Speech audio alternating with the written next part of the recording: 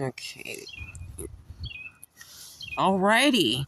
What is up, everybody? How are y'all doing? I am Justin the Crimson Ninja now, but of course, if you want to, you still can refer to me as Justin the Ninja for short. But yet, my full YouTube name is now Justin the Crimson Ninja. The video I'm doing right now is thanks to a request. Shout out to Fatal Waffle for sending in this reaction request. This is Bowser versus Eggman / Dr. Robotnik Death Battle. Mario vs. Sonic series, basically. So, yeah, my first reaction in a very long time. And I am so happy to be back. And yeah, without further ado, let's get started. 3, 2, 1, go. This battle is sponsored by Marvel and Prize Picks.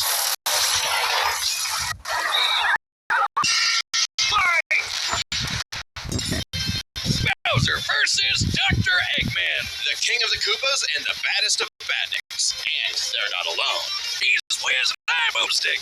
And it's our job to analyze their weapons, armor, and skills to find out who would win Okay. a death battle. Alright. The Mushroom Kingdom.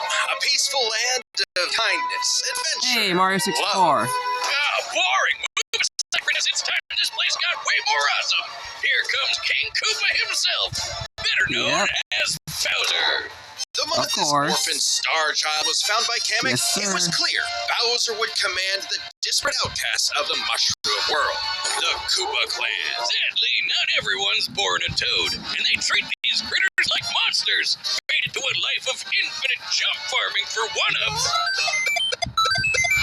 Bowser wanted a different world, but Princess Peach Toadstool would never allow the evil king's day in the sun. Her light was so bright, Bowser became infatuated with her. So he turned all the toads into bricks and kidnapped her, putting their princess in another castle, and another, like 40 years of castles, only to be released if she agrees to marry him and his dad bod. Yet he was foiled time and time again by those pesky Mario brothers. Hey, Mario However, movie. Bowser is nothing if not persistent. Look at him!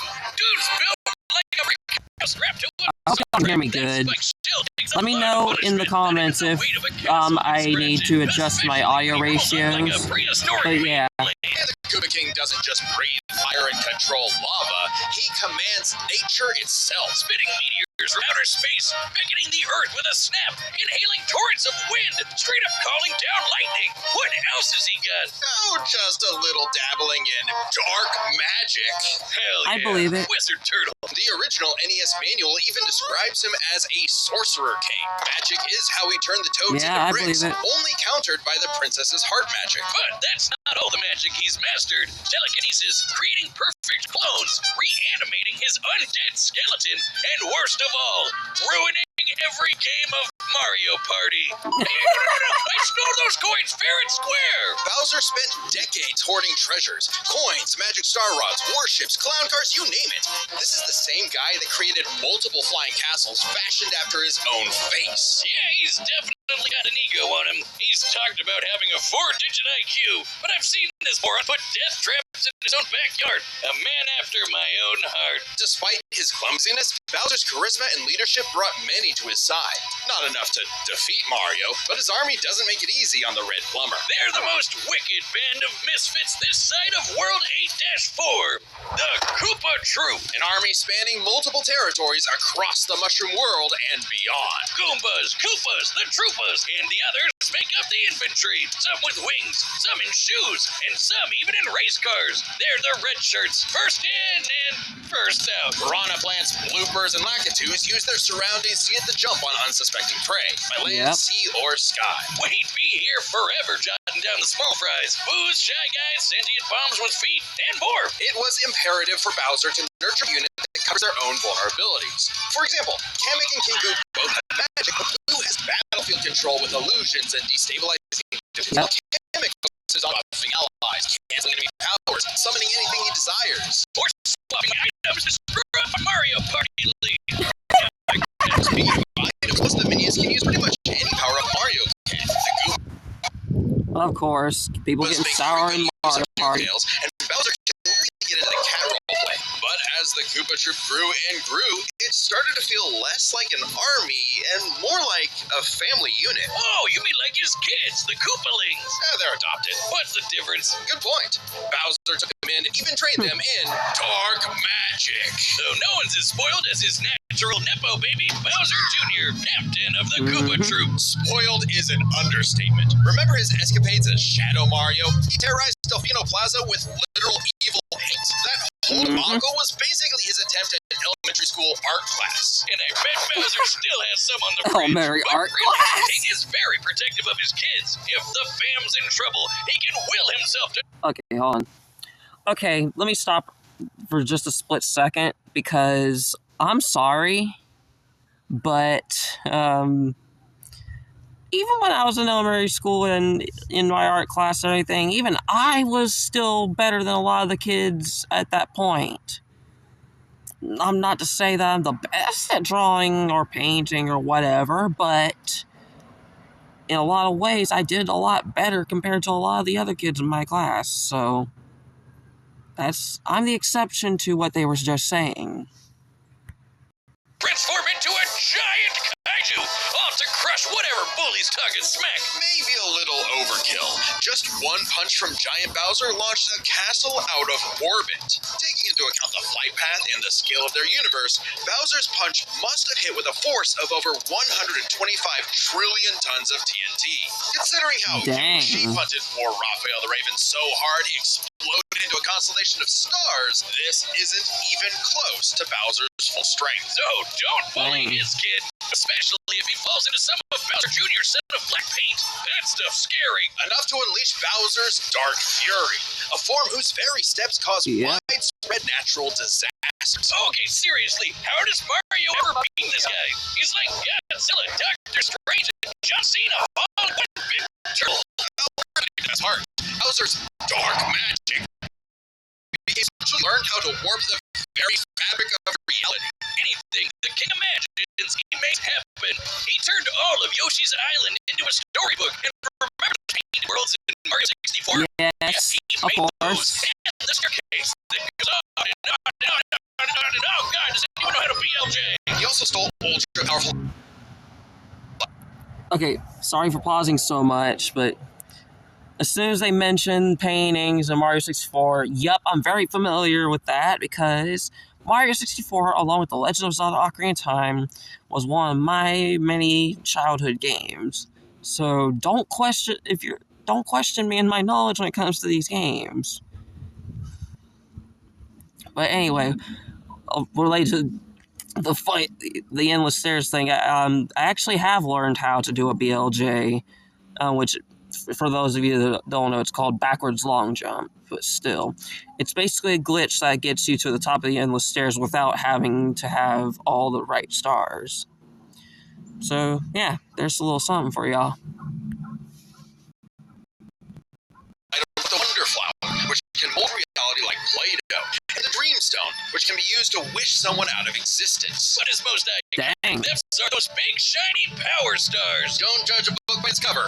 Infant power stars, aka Lumas, can become whole galaxies. They also ferried Mario across the universe in 3 seconds. That's 489 quadrillion times light speed.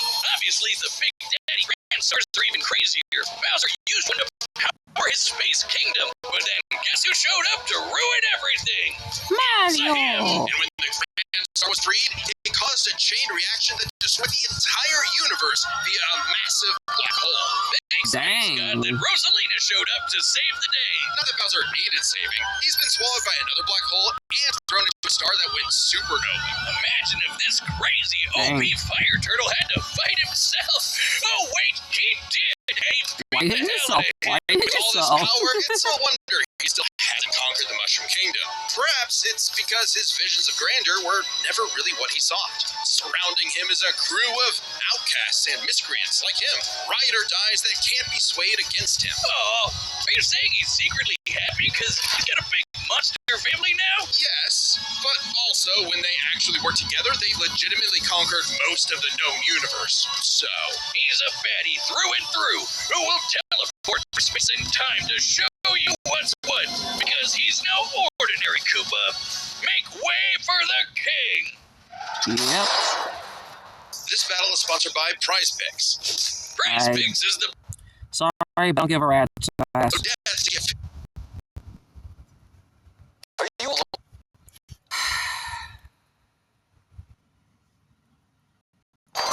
Citizens of Earth, lend me your ears. Imagine a world of endless possibility, where people are free as the wind.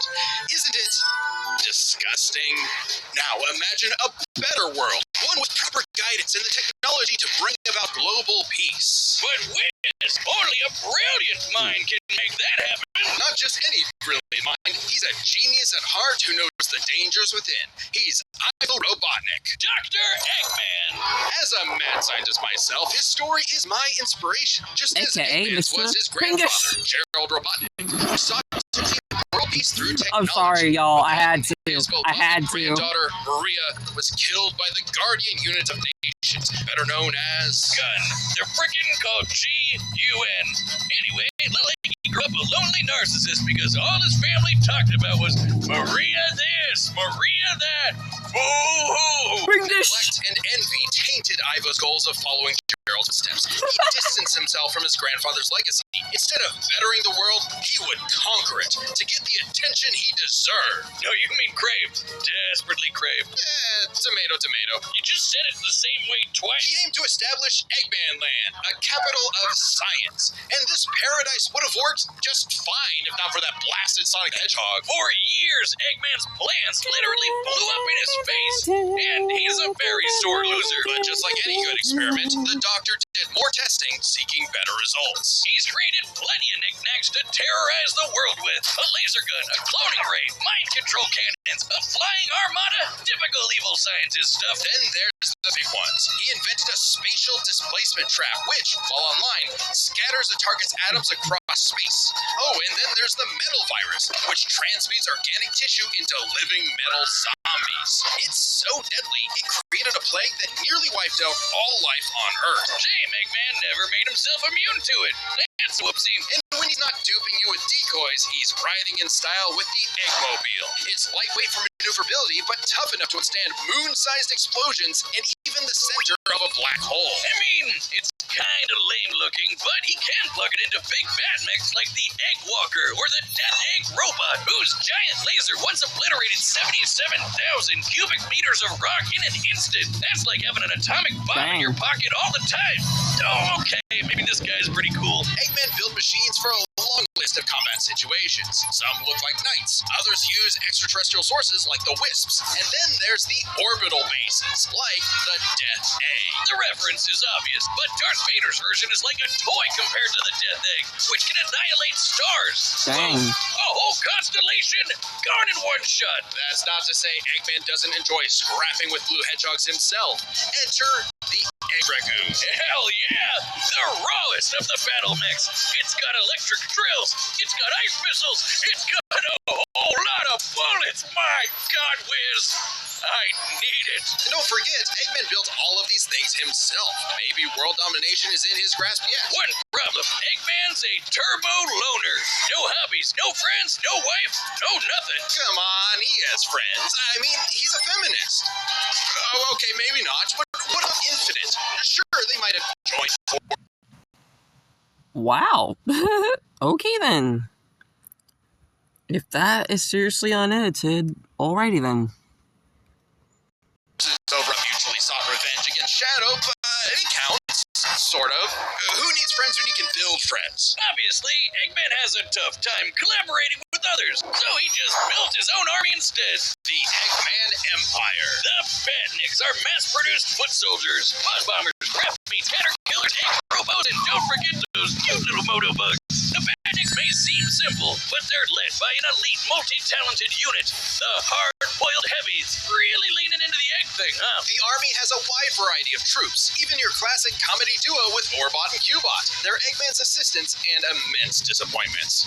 Every genius has their duds. Hey, at least they're not Scratch and Grounder. But that's why he's made top-notch bots. They're not wrong. Every genius has their duds. Favorite Robo-Faker, Metal Sonic. Metal Sonic has the most horsepower in the Eggman Empire. He moves and speed of Sonic and then some. He's had his rebellious phases, but Eggman's reprogrammed Metal to better follow his commands. Additionally, when upgraded to his Neo form, Metal Sonic could copy biological data, including unique powers like Shadow's time stop technique, chaos control. He could even copy Silver's psychokinesis, and with enough chaos energy, he powers up into Super Neo Metal Sonic. Though everything would change with the appearance of the Phantom Ruby. Basically a One of Pokemon many trump evolution. cards at Eggman's disposal, the Phantom Ruby alters reality by manipulating perception. Basically, super OP illusions, but in Infinite's hands, it's a weapon of mass destruction. I don't know how illusions translate to body replicas, changing gravity, or making a fake sun, but go off, King! And when used on the planet's consciousness, which is a thing, the Ruby granted Eggman the Light Man form. Yep, apparently Super Eggman is canon, though it is pretty complicated to manifest. But the Phantom Ruby isn't the only souped-up gem Eggman has. He's used the Jeweled Scepter to make the world-shattering Egg Wizard. Then, on more than one occasion, he's effortlessly gathered the super rare, super powerful Chaos Emeralds. You know, the things that power Super Saiyan Hedgehog. I'm very much aware of Chaos Emeralds. And eventually, he built something that started to build on him. Sage was originally designed as a mere assistant, but through an alien encounter, she was granted actual sentience. Okay. I'm gonna go ahead and have to cut this reaction in half. So, if y'all don't mind this being a two-parter, I hope y'all can understand this is gonna be a two-parter. So yeah, I'm gonna try and have both parts out basically back to back. So yeah.